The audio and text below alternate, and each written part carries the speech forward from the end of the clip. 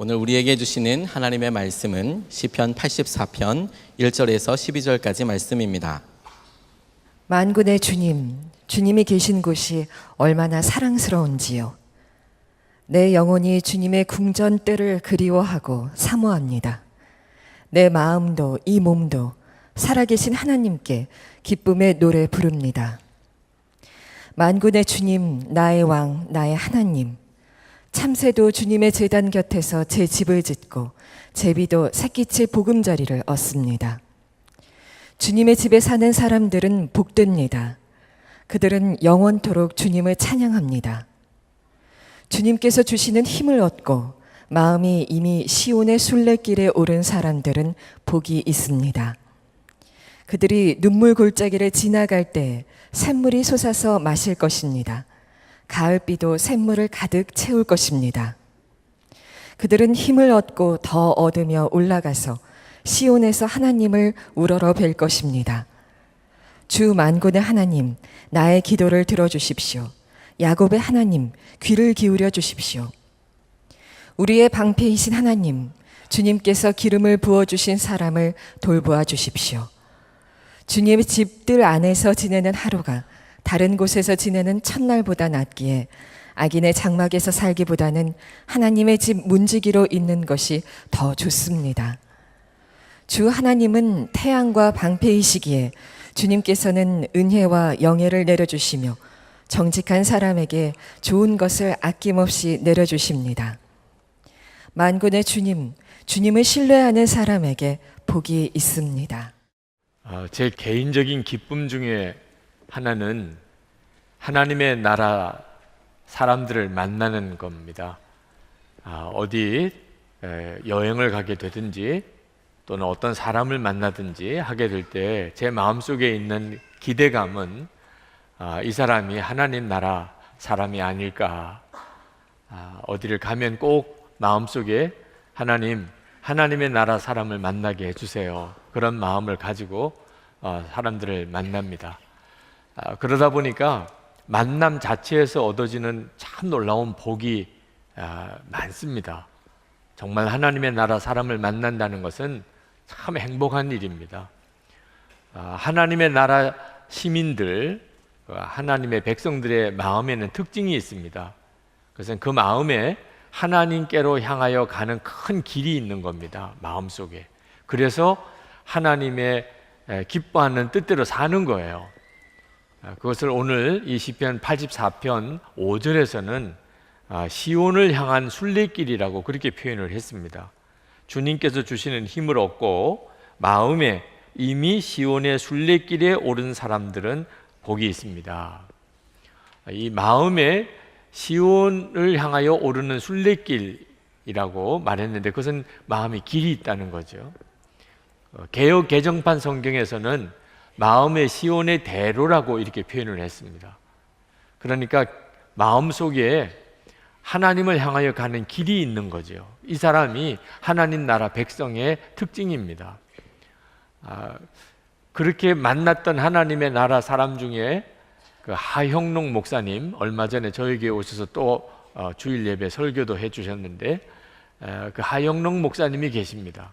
그분을 만나게 된 것도 하나님의 전적인 역사로 만나고 만나고 난 다음에 참 깊은 감동도 받았었습니다. 그 목사님은 심장 이식 수술을 2번이나 했던 분입니다. 그러면서 그분의 삶 전체가 바뀌어 버렸습니다. 그분에게 있어서 이 회사를 다시 시작할 때 돈을 벌기 위한 목적으로 회사를 시작하지 않고 어려운 사람을 돕기 위하여 회사를 시작하게 됩니다. 이건 정말 특별한 일이죠. 네. 여러분들은 직장에서 일을 하거나 또는 사업을 할 때 어려운 사람을 돕기 위해서 그 일을 하십니까? 아무나 할 수 있는 일은 아닙니다. 게다가 그분은 회사를 경영할 때 시편 31절을 잠언 31장을 가지고 그가 회사 경영을 합니다. 그래서 사원을 뽑을 때도 또 사원들, 직원들을 교육 훈련할 때도 그는 항상 잠언 31장을 가지고 하나하나 원리를 회사에 적용하는 그런 분이십니다. P31이라고 잠언 31장이라는 뜻이죠. 그런 책을 출간하기도 했죠. 마음에 시온의 대로가 있는 사람은 사는 게 달라요. 하나님께로 향하여 난 길을 걸어가는 사람이거든요. 여러분들도 한번 관심 있게 한번 하나님의 나라 시민이 누군가 내 주변에 반드시 있습니다. 겉으로 보여와서는 알 수가 없지만 조금만 마음을 열고 지내보면 그 마음에서 느껴져요. 이분에게는 시온의 대로가 있구나, 마음에. 오늘 이 시편 84편은 거룩한 성전, 예루살렘에 있는 성전을 향하여 순례의 길을 가는 사람들의 노래입니다. 그들에게 있어서 마음의 갈망은 예루살렘 성전입니다. 그런데 이 예루살렘 성전은 우리들에게 있어서는 하나님의 나라를 상징하는 것입니다. 그 예루살렘 성전이 있는 시온산, 거기는 하나님의 나라입니다. 순례자의 마음속에 그 성전에 대한 갈망, 하나님이 계시는 그곳에 대한 갈망이 이 시편 84편에 구구절절 나옵니다. 그 중에 대표적인 구절이 10절입니다. 주님의 집들 안에서 지내는 하루가 다른 곳에서 지내는 첫날보다 낫기에 악인의 장막에서 살기보다는 하나님의 집 문지기로 있는 것이 더 좋습니다. 지금 여기서 말하는 하나님의 집은 이 시편이 기록된 당시를 추적해 보면 아직도 어떤 건물로서의 성전이 있던 시절이 아닙니다. 장막입니다. 장막, 텐트죠. 왕궁도 있고 부잣집들도 있는데 하나님의 집은 아주 초라해 보일 수도 있는 장막에 불과합니다. 그런데 그 장막이 왕궁, 악인의 왕궁보다도 자기에겐 더 좋다. 차라리 그 하나님의 집에 문지기가 되는 것이 더 좋겠다. 그런 고백을 하고 있는 겁니다. 이유는 거기에 하나님이 계시기 때문에. 그 하나님이 계신 곳에 대한 사모함이 바로 예수를 믿는 성도들이 천국을 향하여 가지고 있는 사모함과 같습니다.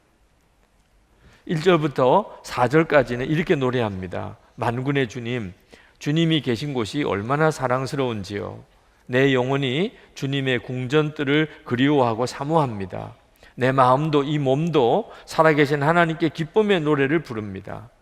4절에 주님의 집에 사는 사람들은 복됩니다. 그들은 영원토록 주님을 찬양합니다. 여러분, 여러분의 마음의 심령, 여러분의 마음이 이 시편 84편 1절부터 4절까지와 같습니까? 여러분도 그렇게 하나님의 집을 사모하고 그리고 그렇게 하나님을 갈망하십니까? 만약에 그렇다면 마음의 시온의 대로가 있는 사람입니다. 이건 우리에게서 굉장히 중요합니다. 저는 이 설교 준비하면서 제 마음속에 시온의 대로가 있다는 것에 대해서 너무 행복했습니다. 아마 마음에 시온의 대로가 있는 분들은 무슨 느낌인지 아마 이해하실 겁니다. 내 마음에 시온의 대로가 있구나. 하나님을 향하여 큰 길이 내 마음속에 있구나. 이걸 안다는 것은 참 놀랍습니다. 오늘도 예배 설교를 하기 위해서 집에서 이렇게 나오면서 아침 일찍 마태복음 13장 44절에 그 보화를 발견한 농부의 기쁨이라고 그랬는데 그런 기쁨이 제 마음속에 있다는 것이 느껴졌어요. 그 기쁨의 실체가 뭔지 아십니까? 제 마음에 시온의 대로가 있다는 것을 제가 깨닫게 된 그 실체가 뭔지 아시겠습니까? 예수 그리스도세요. 제 마음속에 예수 그리스도가 계시다는 것이 너무 분명하게 믿어지고 예수님이 당신이 길이라고 하셨어요. 마음에 시온의 대로가 있다는 말은 예수님이 내 마음에 계시다는 뜻입니다. 여러분, 예수님께서 여러분의 마음에 계시다는 것은 정말 놀라운 복음입니다. 우리가 진짜 구원받은 사람, 영생을 얻은 사람이라고 하는 뜻이에요. 어릴 때 집은 어디가 집이지요? 어머니가 계신 곳이 집입니다. 결혼하고 난 다음에 집은 어디지요? 아내가 있는 곳이 집이에요. 지금 시편 84편 기자가 하나님의 성전을 사모하는데 하나님이 거기 계시기 때문입니다. 여러분, 하나님이 계신 곳이 성전입니다. 근데 우리 안에 하나님이 계세요. 예수님이 우리 안에 계십니다. 성전 삼으셨어요. 우리 몸을. 그 점을 여러분이 아십니까? 우리는 저 이스라엘 예루살렘에 있는 시온산을 사모할 이유가 없어요. 성전은 이제 거기에 있지 않습니다. 예수를 믿는 모든 성도들 안에 하나님이 임하셔서 우리를 성전 삼으셨어요. 여러분이 이 사실을 진짜 믿게 될 때 여러분은 영생을 가진 사람입니다. 영국의 빅토리아 여왕이 자기가 죽고 난 다음에 정말 천국에 갈 수 있을지에 대해서 불안한 마음이 들었습니다. 그래서 왕실 목사님을 불러서 물었어요. 자기가 천국에 갈 수 있겠는지를 묻기는 차마 그래서 사람이 죽지 않은 상태에서 천국에 갈 수 있다는 확신을 가질 수 있겠습니까? 그때 왕실 목사님이 대답하기를 그건 알 수 없는 일입니다. 죽기 전에는 누구도 모릅니다. 죽고 난 다음에 하나님 앞에 가봐야 그 사람이 천국에 갈지 못 갈지 비로소 알 수 있는 겁니다. 이렇게 대답을 해 주었어요. 빅토리아 여왕이 마음이 너무너무 무거웠습니다. 내가 진짜 천국에 갈 수 있다는 말인가? 그때 그 영국 여왕이 그 문제 때문에 괴로워하고 있다는 사실을 안 어느 목사님이 여왕에게 편지를 보냈습니다. 여왕이여, 두려워하지 마소서. 우리가 죽기 전에 얼마든지 우리가 천국에 갈 수 있는지를 알 수 있습니다. 여왕이여, 요한일서 5장을 읽어보소서. 여러분, 요한일서 5장을 읽어보면 우리가 진짜 천국에 갈 수 있는 사람인지 알 수 있습니다. 내 마음에 시온의 대로가 있는 사람인지. 요한일서 5장을 지금 다 읽을 수는 없지만 11절부터 13절까지는 한번 읽어보고 싶습니다. 또 증거는 이것이니 하나님이 우리에게 영생을 주신 것과 이 생명이 그의 아들 안에 있는 그것이니라. 아들이 있는 자에게는 생명이 있고 하나님의 아들이 없는 자에게는 생명이 없느니라. 내가 하나님의 아들의 이름을 믿는 너희에게 이것을 쓰는 것은 너희로 하여금 너희에게 영생이 있음을 알게 하려 함이라. 여러분, 우리가 예수님을 영접해서 정말 예수님이 내 안에 오신 것을 믿게 되면 그 사람은 영생을 얻은 사람이라는 거예요. 예수님 안에 생명이 있기 때문입니다. 예수님께서 우리 안에 오셨다는 것은 정말 놀라운 복음이죠. 여러분 안에 예수님이 마음에 계시다는 것이 아직도 분명히 안 믿어지는 사람이 있을지 모르겠습니다. 내 마음에 전자 시온의 대로가 있는지 아직도 애매한 사람도 혹시 있을 것입니다. 그러나 여러분, 두려워하지는 마십시오. 우리가 예수를 믿을 때 우리 안에 생명이, 영생이 우리 안에 들어오고 마음의 시온의 대로가 이렇게 생기게 되지만 처음부터 그렇게 되는 것은 아닙니다. 처음 복음을 들었다고 마음에 믿어지고 내 마음에 시온의 대로가 생기는 것은 아닙니다. 제가 예수 믿는 사람 안에 예수님이 계시다고 하는 말씀을 들은 것은 고등학교 2학년 때입니다. 그러나 그때 그 말씀을 들었다고 그것이 제게 믿음이 되지는 않았습니다. 오히려 제 마음에 더 혼란스러웠습니다. 예수님이 내 안에 계신 게 사실이란 말이야. 아니, 그런데 내가 어떻게 그걸 모를 수가 있어? 그러면 예수님이 내 안에 계시지 않다는 거야? 그러면 나는 예수 믿는 사람이 아닌가? 저는 그 말씀 때문에 더 혼란스러웠습니다. 그냥 예수를 믿는 척하고 내 안에 예수님이 계신 척하고 그렇게 넘겨버리고 말았지만 저는 정말 구원의 확신이 있는 건지, 내가 영생을 얻은 사람인지, 목사의 아들이었고 목사가 될 사람이었지만 확신하지 못했었습니다. 그러나 그때 분명한 것은 제 속에 말씀이 들어왔다는 것입니다. 예수를 믿는 사람 안에는 예수님이 계시다. 그 말씀이 그때 제게 들어왔습니다. 저는 그 말씀을 그때 붙들었어요. 의심이 들고 혼란스러웠지만 그 말씀을 제가 붙잡았습니다. 끊임없이 그것은 저에게 있어서 중요한 메시지가 됐어요. 내 안에 계신 예수님. 예수님은 진짜 내 안에 계시단 말인가? 그렇다면 내가 그걸 어떻게 알 수 있을까? 40년 전입니다. 40년. 그리고 지금 저는 24시간 예수님 바라보시라고 그렇게 설교하는 목사가 되어 있습니다. 여러분들에게도 한 가지만 말씀드립니다. 여러분 안에 예수님이 오셨다는 말씀을 붙잡으세요. 그냥 흘려 듣지 마세요. 지금은 믿어지지 않아도, 여러분 안에 그런 증거가 있다는 사실이 여러분이 깨달아지지 않아도, 예수 믿는 사람 안에는 예수님이 들어와 계시다고 하는 사실 하나를 분명히 붙잡으세요. 그러면 여러분도 놀랍게 알게 됩니다. 예수님이 여러분 안에 계시다는 확신을 갖게 됩니다. 바로 그 순간이 마음에 시온의 대로가 생긴 것입니다. 예수님이 내 안에 계시다. 이게 믿어지는 순간. 시온의 대로라는 것은 히브리어 원어에 보면은 메실라라고 하는 단어입니다. 이것은 쌓아 올린다는 뜻이에요. 그 말은 무슨 뜻이냐면 이 마음에 있는 시온의 대로, 이 길은 그냥 저절로 만들어진 길이 아니라는 겁니다. 사람이 길을 만들기 위해서 돌을 갖다가 쌓아 올려서 거기다가 또 흙을 넣고 다지고 그래서 길이 만들어진 그런 길을 말하는 것입니다. 요즘으로 말하면 포장도로 또는 고속도로 같은 길을 말하는 겁니다. 만든 길이에요. 마음의 시온의 대로는 그냥 어느 순간에 우리에게 주어지는 길이 아닙니다. 여러분이 스스로 만드셔야 돼요. 그래서 사람들마다 마음에 있는 이 길이 다 다른 거예요. 하나님이 만약에 다 같이 주시는 거라면 똑같겠지요.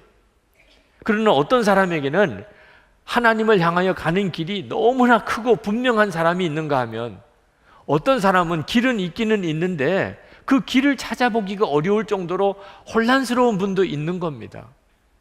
왜 마음속에 하나님을 향하여 가는 길이 그렇게 다르지요?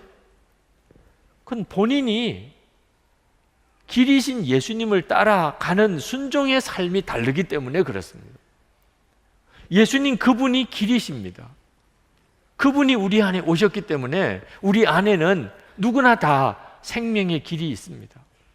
그렇지만 늘 주님을 바라보고 주님께 순종하고 사는 사람에게는 그 길은 대로가 됩니다. 그분은 하나님을 향하여 나아가는 것에 조금도 주저함이 없습니다. 확신이 있습니다. 명확합니다. 누구도 다 알 수 있습니다. 아, 이 사람이 하나님 나라 사람이구나. 그러나 어떤 사람은 분명히 구원받은 사람 같기는 한데, 예수를 믿기는 하는 것 같은데, 그에게 있어서는 하나님을 향하여 가는 길이 너무 애매합니다. 그저 겨우 주일에 예배드리러 오는 정도밖에는 모르겠어요. 주일에 교회 와서 예배드리는 거 보면 이 사람이 예수 믿는 사람 같기는 한데, 집에 가서 직장 가서 그가 하는 일을 보면 도무지 모르겠어요. 이 사람 속에 진짜 마음의 시온의 대로가 있는지. 왜 그렇지요? 예수님이 정말 마음에 계신 것과 그리고 그분이 길이신 것을 분명하게 믿지 못했기 때문에 그는 주님께 순종의 걸음을 걸어가지 못했던 겁니다. 마치 길이 있어도 가지 않으면 잡초에 다 덮여버려서 나중에는 길인지 아닌지 모를 수 있잖아요. 너무나 많은 성도들이 지금 그와 같은 상태에 빠져 있습니다. 예수님이 계신지 안 계신지조차도 모를 때가 많습니다. 주님이 이렇게 하라 저렇게 하라 도무지 깨달아 알아들을 수가 없어요. 도대체 어떻게 살아야 되는 건지 혼란스러워합니다. 길이신 예수님을 마음에 영접하고도 주님과 동행하는 삶이 뒤따라오지 않았기 때문에. 여러분, 죄 짓는 것은 정말 두렵다는 걸 알아야 됩니다. 아무도 보지 않으니까 들키지만 않으면 그러면 은근슬쩍 지어도 되는 죄가 아닙니다. 죄는 우리 속에서 길을 혼란스럽게 만듭니다. 여러분, 한 번 죄 짓는 일은 그것은 참 어렵습니다. 그런데 두 번째 짓는 죄는 너무 쉽습니다. 한 번 짓는 죄 때문에 길이 생겨 버린 거예요. 두 번째는 그 길을 따라가는 거니까 너무 쉬워요. 세 번째는 더 쉽습니다. 그러니까 여러분, 한 번 짓는 죄가 얼마나 무서운 줄 알아야 됩니다. 내 안에 길은 예수 그리스도 그분밖에 없는데 내가 죄를 지으면 생명의 길이신 예수님 존재는 내 속에서 더 희미해져 사라져버리고 죄의 길만 뚜렷하게 남게 됩니다. 그러다가 나중에는 자기가 죄를 짓고 있는 것 자체를 의식하지 못하게 됩니다. 예수님의 이름으로 기적과 이사를 행했던 많은 주의 종들이 나중에 주님 앞에 갔을 때 불법을 행하는 자들아, 내게서 떠나가라, 이런 말을 들을 것이라고 말씀하셨어요. 이 사람들은 그런 말을 듣게 될 거라고 상상도 못했습니다. 왜? 예수님의 이름으로 귀신도 쫓아내고 예수님의 이름으로 능력도 행하고 예수님의 이름으로 예언도 하고 그랬는데 주님이 나를 모르겠다고 불법을 행하는 자라고 그렇게 말할 거라고는 상상도 못한 거죠. 벌써 감각이 무뎌져 버린 겁니다. 불법을 한 번 저지르고 또 한 번 저지르고 또 한 번 저지르고 그러다가 더 이상 마음의 감각이 없어져 버린 거예요. 주님 앞에 갔을 때야 비로소 다 드러나게 되는 거예요. 여러분이 정말 마음의 시온의 대로가 있는 자가 되기를 원한다면 죄를 속히 끊어야 됩니다. 주님이 기뻐하지 않는 죄, 여러분 그거 더 이상 붙들고 있으면 안 됩니다. 우리 안에 마음의 시온의 대로가 하나님이 우리에게 허락해 주셨는데, 그런데 많은 성도들이 그 길로 가지를 못합니다. 뻔연히 그게 길인 줄은 알아요. 그런데 살아보면 전혀 다른 쪽으로 살고 있습니다. 여러분, 내가 이 길을 가야 되는데 분명히 그 길로 가야 된다고 생각하고 있는데 실제로 걸어보니까 자꾸 걸으면 이쪽으로 가고 있다면 얼마나 여러분 당황스럽고 놀라겠습니까? 아니, 왜 내가 이렇게 가는 거지? 아마 여러분은 당장 병원을 찾아갈 겁니다. 저를 좀 진찰해 주세요. 제가 왜 이렇습니까? 제가 가야 되는 길로 가지 못하고 자꾸 엉뚱한 곳으로 걸어갑니다. 여러분, 영적으로 혹시 이런 상태에 있진 않습니까? 기도해야 된다, 알아요. 그런데 기도가 안 돼요. 한 주간 지냈습니다. 기도 없이 살았어요. 성경 말씀 보아야 됩니다. 안 되니까요. 수도 없이 들었다니까요. 그런데 한 주간 살고 보면은 읽지 않은 것은 성경밖에 없어요. 용서해야 됩니다. 사랑해야 됩니다. 안 되니까요. 안 되니까. 그런데 용서가 돼야 말하지요. 사랑이 돼야 말하지요. 기뻐하세요. 감사하세요. 이미 알고 있어요. 알고 있으면 뭐합니까? 그대로 사라지지 않는다면. 이 길은 이 길이 분명하게 가야 될 길인데 실제로 살아보니까 자꾸 이쪽으로 가고 있다면 그건 심각하잖아요.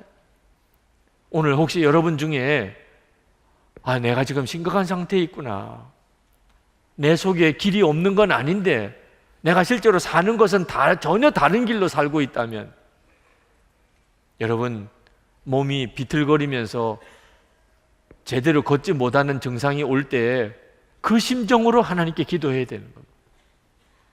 오늘도 예배 끝났다고 그냥 일어나서 가면 안 됩니다. 하나님, 도대체 지금 제가 어떻게 해야 됩니까?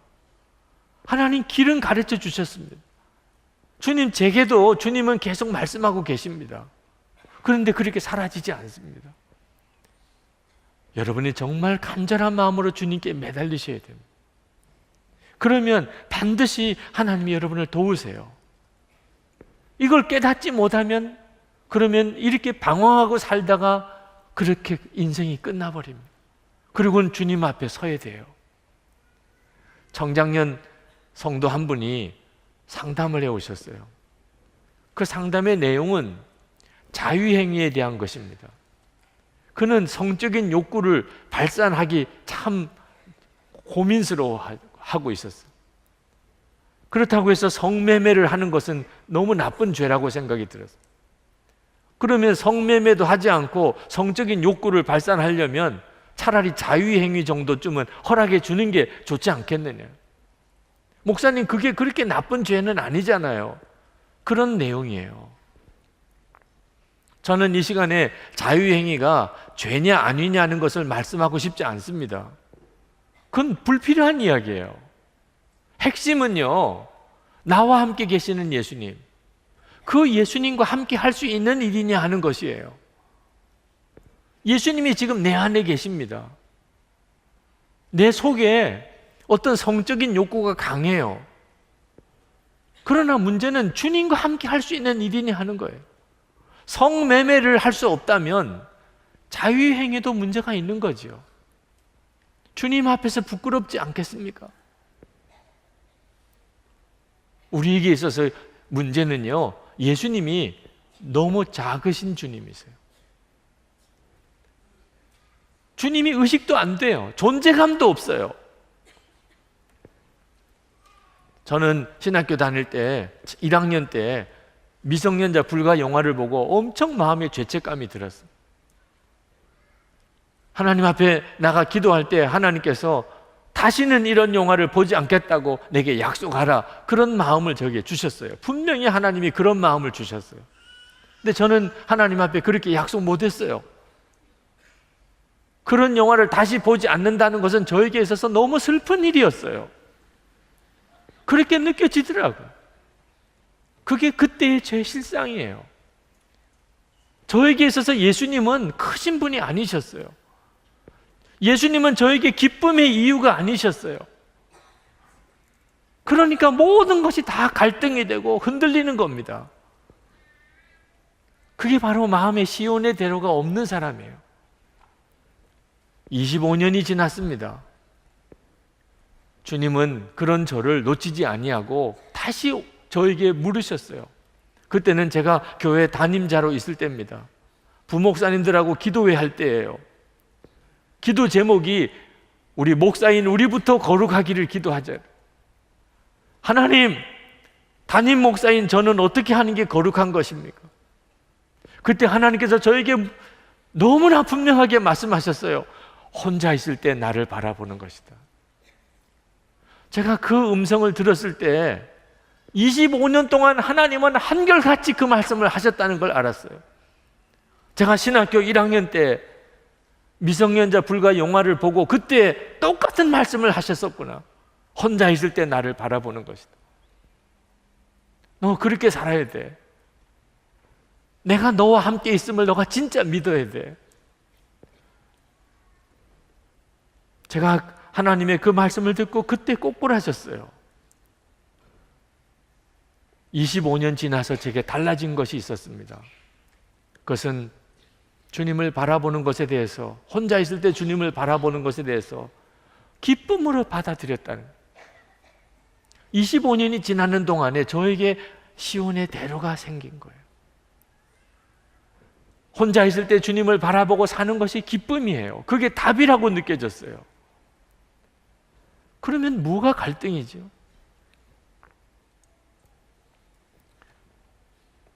지난 월요일 서울대 개강 집회가 노천 강당에서 있었습니다. 설교를 부탁받고 가서 설교를 했습니다. 설교의 요지는 질글에서 담긴 법의 예수 그리스도입니다. 설교가 끝나고 난 다음에 그 학생 대표가 나와서 기도 인도를 했습니다. 그가 이렇게 기도하자고 제안했습니다. 주님이 우리와 늘 함께 계셨음에도 마치 주님이 함께 하시지 않는 것처럼 살았던 것을 회개합시다. 그러면서 그는 자기 이야기를 했어요. 저는 주님을 믿고 주님이 원하시는 것이 무엇인지 알면서도 사람들이 두려웠습니다. 왕따 될까 봐, 무시당하고 이상한 사람 취급받을까 봐, 염려함으로 주님이 원하시는 대로 살지 못했습니다. 오늘 제가 그동안 주님을 무시하고 살았음을 깨달았습니다. 다들 간절한 마음으로 눈물로 기도했습니다. 이것이 우리들의 문제였기 때문에 예수님을 영접했지만 예수님을 무시하고 삽니다. 우리는 예수님을 무시하고 살아요. 왜? 예수님의 존재감이 없어요. 너무 작으신 분이에요. 조그만 유혹 앞에서, 조그만 어려움 앞에서 예수님은 나에게 크신 분이 아니에요. 이런 사람은 마음이 시온의 대로가 있다고 말할 수가 없는 겁니다. 예수님이 내 안에 오셨다고 한다, 놀라운 일이죠. 하나님이 내 안에 오신 것이니까. 어찌 그게 큰 길이 아닐 수가 있어요. 예수님 그분이 시온의 대로이신 겁니다. 여러분이 그 주님을 바라보는 눈이 뜨이셔야 돼요. 어떻게 그렇게 될 수 있지요? 순종이라니까요. 여러분이 예수님이 진짜 여러분 안에 계시다는 걸 정말 믿고 한 걸음 한 걸음 순종의 걸음을 내디디면 여러분 속에 예수님의 크신 주님으로 눈이 뜨이게 됩니다. 우리가 길을 만드는 사람이라고 그렇게 성경은 원어적으로 표현을 했지만 엄밀하게 말하면 길을 만들어 주시는 분은 하나님이십니다. 우리가 하는 일은 그저 믿음에 순종하는 것, 그냥 한 걸음 순종의 걸음을 내디디는 것뿐이에요. 그 다음에는 하나님이 하십니다. 오늘 말씀 속에 하나님이 순례자가 예루살렘을 향하여 가면서 눈물의 골짜기를 지나가는 이야기를 하십니다. 순례자가 겪는 일입니다. 순례의 길은 순탄하지 않습니다. 수많은 눈물 골짜기를 지나갑니다. 그 말은 포기할 위기가 온다는 거예요. 돌아갈까? 그만둘까? 여기서 그냥 살까? 그러나 그때마다 하나님이 도우십니다. 샘물이 터져 나옵니다. 비가 내려서 샘물이 고입니다. 하나님께서 힘을 주시고 또 주십니다. 6절 7절입니다. 그들이 눈물 골짜기를 지나갈 때 샘물이 솟아서 마실 것입니다. 가을 비도 샘물을 가득 채울 것입니다. 그들은 힘을 얻고 더 얻으며 올라가서 시온에서 하나님을 우러러 뵐 것입니다.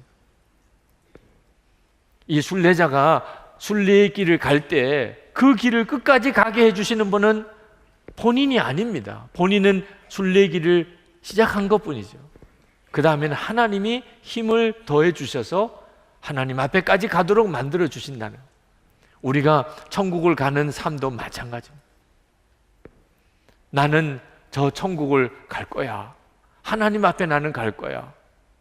여러분이 정말 그걸 사모하고, 그래서 예수님이 여러분 안에 오셨다는 걸 진짜 믿고, 그리고 주님께 순종의 걸음을 디디면 성령께서 여러분을 도우십니다. 힘을 주시고 또 주시고, 눈물의 골짜기, 슬픔의 골짜기 지나갈 때 샘물이 터지게 하시고, 결국은 하나님 앞에까지 가게 만들어 주시는 것입니다. 저는 신학교를 졸업할 때 아굴골짝 빈들에도 가서 복음을 전하리이다. 푸른 바다 나서니 뭐 어디든지 가오리다. 이 찬송 부르지 못했습니다. 저는 목사가 되었지만 큰 교회 담임자가 성공한 목사 되고 싶었지, 고생하는 목사 되고 싶지 않았습니다. 아굴골짝 빈들은 제가 가고 싶은 곳이 아니었습니다. 신학교 졸업할 때까지도 그런 믿음이었습니다. 그것은 제가 진짜 예수님이 나의 기쁨이고 예수님이 나의 힘이고 그런 믿음이 아니었기 때문에, 예수님은 그저 나 잘되게 해주시는 분, 예수님은 내 목회가 성공하게 해주시는 분, 진짜 원하는 것은 잘 되는 거고 성공이었다는 거예요. 예수님을 진짜 못 만났을 때. 그러나 예수님을 만나고 주님이 어떤 분인가를 인격적으로 알고 난 다음에 제 안에 변화가 일어났습니다. 주님은 저에게 그런 테스트를 주셨어요. 내가 가장 귀하게 여기는 것을 나에게 줄 수 있겠느냐. 저는 주님께서 저에게 원하는 것을 드리는 일이 쉽지 않았지만, 그러나 결국은 드리겠다고 고백했습니다. 주님은 저에게 도전하셨어요.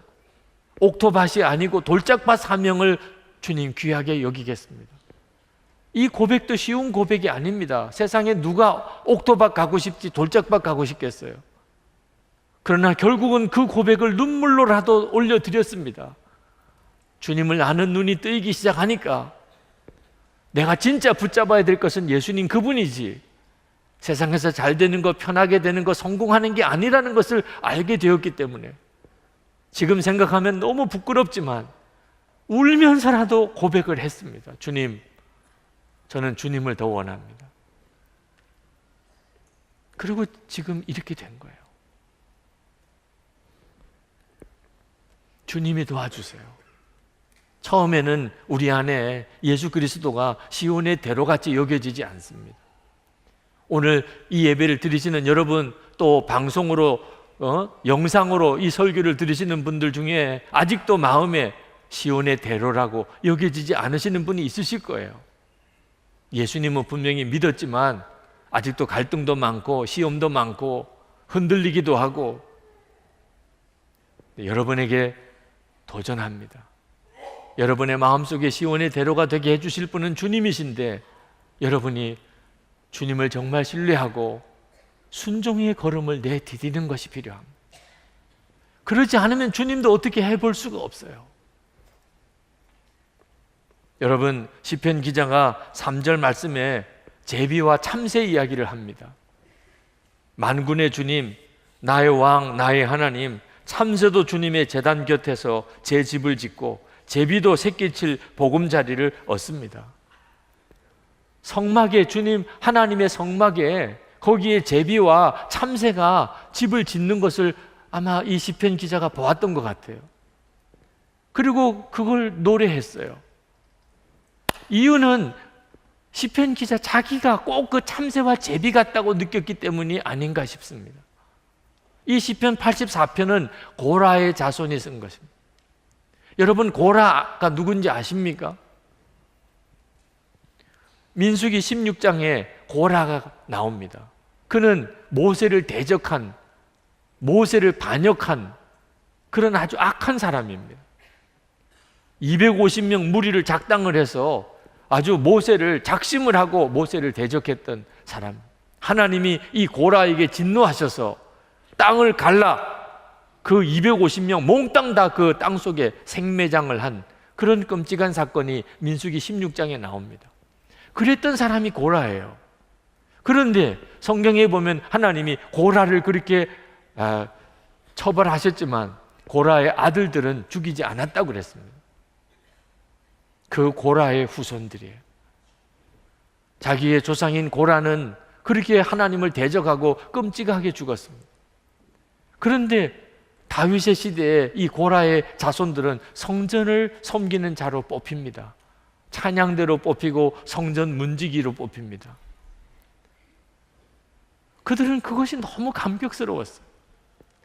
자기들의 조상이 어떤 분인지 자기도 알지요. 그런데 지금 자기들이 하나님의 성전을 돌보는 자가 되어 있습니다. 참새를 보면서, 제비를 보면서 하나님의 긍휼하심이 저런 것이구나. 제비도 참새도 하나님의 집에서 거처할 집을 마련하는구나. 여러분, 우리가 다 고라 같은 사람입니다. 지옥에 갈 수밖에 없는 사람이라니까요. 지독하게 이기적이죠. 자기만 알지요. 이중적이지요. 욕심투성이지요. 게으르지요. 은밀한 죄의 덩어리죠. 그랬던 자가 우리예요. 그런데 우리가 하나님의 자녀가 되고, 그리고 영원한 천국에 우리의 거처가 마련되어 있고, 뿐만 아니고 우리를 성전 삼으셨다니까요. 우리 주님이 우리에게 오셔서 나를 성전 삼으셨어요. 하나님이 하신다고 하시면 놀라운 은혜의 역사가 우리의 삶에 이렇게 이루어지는 것입니다. 이것을 알고 나면 성전을 향한 사모하는 마음은 정말 뜨겁게 일어나는 거죠. 근데 여러분, 이 일은 우리가 혼자서 못 해냅니다. 우리에게 교회가 필요한 이유가 바로 그 까닭이에요. 하나님을 향하여 가는 그 길은 혼자 가는 길이 아닙니다. 성도들이 같이 손을 잡고 가는 거예요. 그래서 우리에게 교회가 필요한 겁니다. 여러분, 절대로 이 교회를 주일에 와서 예배 잠깐 드리고 흩어지는 곳으로 생각하시면 안 됩니다. 그분에게는 교회가 있는 게 아니에요. 그는 예배 드리러 잠깐 오신 것뿐이지. 우리에게는 교회가 필요하다고. 손과 손을 맞잡을 성도들이 필요하다고요. 영성일기를 쓰시라고, 서로 그렇게 마음을 날마다 서로 열어놓고 사시라고 그렇게 권해드리는 이유는 우리 마음속에 있는 이 시온을 향한 순례길을 서로 확인하고 사는 거예요. 진짜 마음에 시온의 대로가 있는지를 서로 확인하고 격려하고 도와주고 살자는 거예요. 여러분, 길이 쉽지 않은 길이라도 서로 손을 잡고 함께 그 길을 걸으면 얼마나 든든합니까? 혹시 가다가 쓰러져도 금방 일어날 수 있잖아요. 교회는 너무나 놀라운 하나님의 계획입니다. 오늘도 하나님의 나라를 향하여 걸으시는 여러분의 발걸음에 힘이 있게 되기를 축복합니다. 여러분 속에 시온의 대로가 다시 한번 분명해지게 되기를 축복합니다. 이 설교를 준비하면서 갑자기 제 마음속에 떠오르는 찬송가가 있었습니다. 주와 같이 길 가는 것. 나 너무나 잘 아는 찬송이지만 정말 제 가슴 속에서 일어나는 찬송이었습니다. 여러분, 이 찬송 우리 같이 부르시고, 그리고 하나님 정말 제 안에 오신 것, 예수님 생명으로 제 안에 오신 것 감사합니다. 주님, 제 속에 시온의 대로가 활짝 열려지게 되기를 원합니다. 뜨겁게 기도하십시다. 우리 찬송합시다. 524장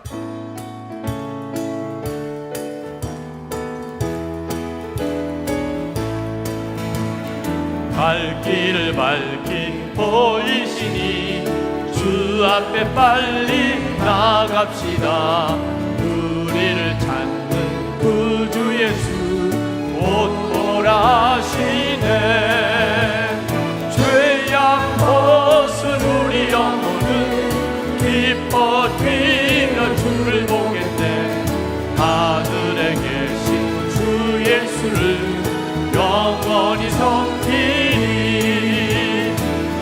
우리를 오라 하시는 말 기쁘게 듣고 순종하세. 구주를 믿기 지체 말고 속속히 나가세. 죄악 벗은 우리 영혼은 기뻐 뛰며 주를 보겠네. 하늘에 계신 주 예수를 영원히 섬기리. 우리 다 일어나서 부릅니다. 오늘 여기 계시오니 다 와서 주의 말씀 듣세. 듣기도 하며 생각하니 잠들리시로다. 죄악 벗은 우리 영혼은 기뻐 뛰며 주를 보겠네. 하늘에 계신 주 예수를 영원히 섬기리. 우리 기도하실 때 주님, 내 마음에 시온의 대로가 활짝 열리게 해 주옵소서. 우리 주여 한번 부르짖고 기도합시다. 주여!